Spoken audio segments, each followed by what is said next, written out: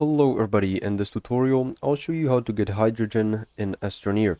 This is especially useful for crafting fuels like hydrazine to travel around planets in a more efficient way using the hydrazine thruster. So to begin, we'll first of all need to have a atmospheric condenser, which can be researched in the research tab by going to the medium printer tab, and in the first row you want to go to about the second to last position. Here you'll find the atmospheric condenser. This is going to require 2200 bytes to unlock, and here you can see the list of materials you'll need.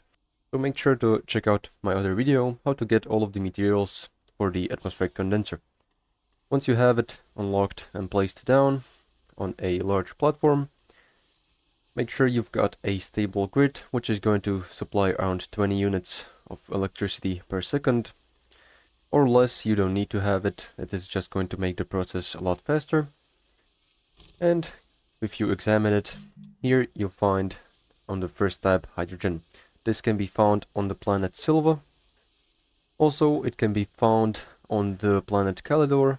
As you can see here, hydrogen, Vesania, and Novus.